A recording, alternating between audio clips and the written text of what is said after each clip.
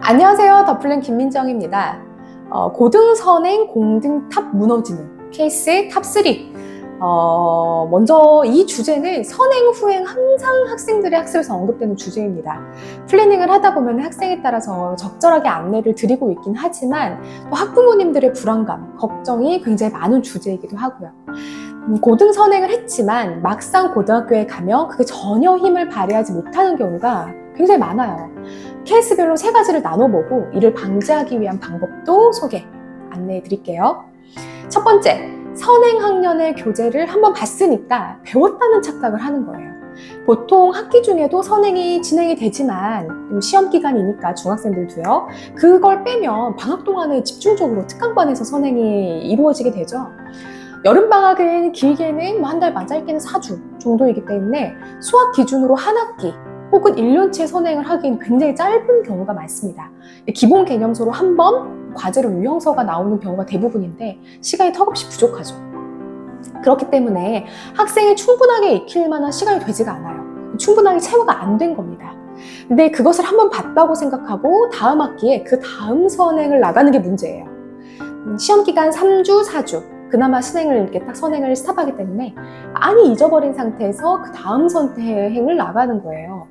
수학은 연속성이 중요하니까 이제 그 부분들 때문에 두 번째 공등탑을 무너뜨리는 두 번째 케이스로 넘어가게 됩니다. 바로 흥미를 잃어버리는 거예요.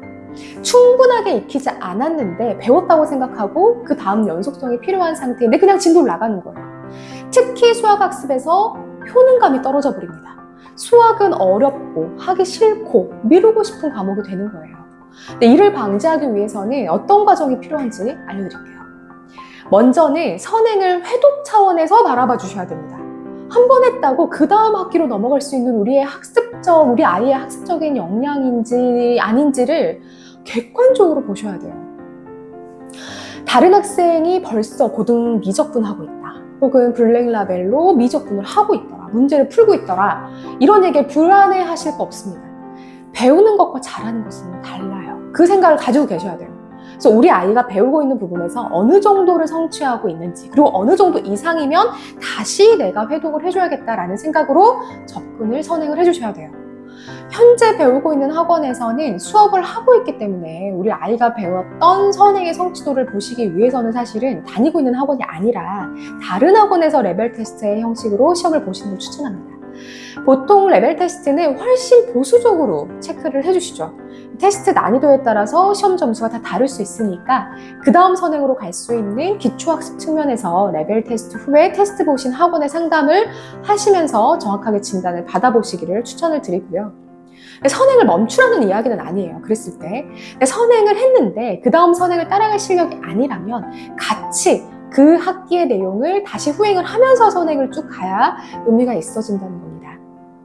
그렇지 않으면 학생의 학습 의욕과 흥미가 완전히 떨어져요. 물론 학생에 따라서 이런 경우도 있어요. 역시 많은 학생들은 옆에 있는 친구가 뭘 배우고 있고 어떤 교재를 하고 있는지를 보면서 동기를 받고 또 혹은 막 불안감을 느끼는 친구들도 있어요. 근데 그런 경우에는 적절한 후행, 선행을 함께 병행하면 되는데 문제는 욕심을 밖으로 잘 드러내지 않는 학생 혹은 학습 지구력이 약한 학생인데 계속 선행을 하면서 무리한 학습에 대한 요구를 받게 되는 경우에는 학생의 학습적 의지가 굉장히 떨어져요.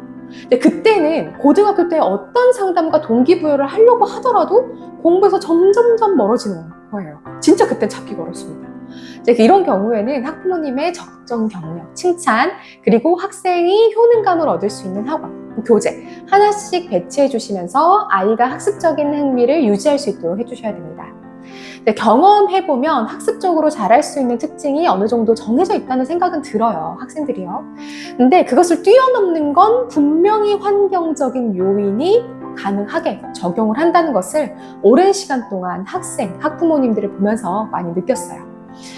가르쳐 주시는 건 학교에서, 학원에서 충분히 전문가들이 해주시고 계시죠. 그러니까 학부모님께서는 선행을 하면서 우리 아이가 학습적인 흥미를 잃지 않도록 환경을 잘 만들어 주셔야 성공적인 고등학교 생활을 할 수 있습니다. 마지막입니다. 고등선행 공등탑 무너지는 케이스. 가장 많은 학생이 이 문제로 갈피를 못 잡는 경우가 있거든요. 바로 과목적 편차입니다. 선행을 하는 과목들이 대부분 수학, 영어죠. 영어는 중학교 때 끝낸다는 생각이고 수학은 말해 뭐해 과목이죠. 거기에 추가적으로 요즘 문송합니다의 연장선상으로 이과를 준비하기 위해서 과학까지 함께 하시는 경우가 많이 있습니다. 이런 경우에 가장 후순위로 밀려나는 과목이 국어예요. 근데 이 국어라는 녀석이 중학교 시기엔 별로 이슈처럼 보이지 않다가 갑자기 국어가 어려워지거든요. 그러니까 빠르면 고등학교 1학년 때, 혹은 지문이 굉장히 빨리 길어지는 고등학교 3학년 때 문제를 일으킵니다. 평상시에 고등학교 때도 뭐 중학교 때도 국어하고 다 다녔는데 왜 갑자기 그러는가 싶겠지만 뜯어놓고 보면 다른 과목에 비해 턱없이 부족한 시간이에요. 그로 인해 과목적 밸런스가 무너지기 시작하면서 그 과목을 잡기 위해서 시간을 투자를 해요. 그럼 전체적으로 하향 평준화가 되는 거예요. 그러니까 이를 막기 위해서는 소외되게 쉬운 국어 과목을 학원, 과제 뭐 이런 부분들만 의지하지 절대 마시고, 초등학교 때라면 문해력을 위한 학습들, 한자 학습들, 그리고 시기에 맞는 독서 논술 해주시기를 추천드리고요.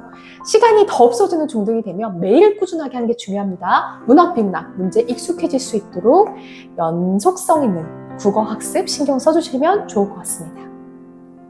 이렇게 고등선행, 공등탑 무너지는 케이스 탑3를 알아봤고요.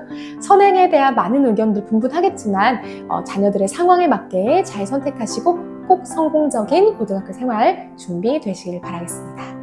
오늘도 시청해주셔서 감사합니다.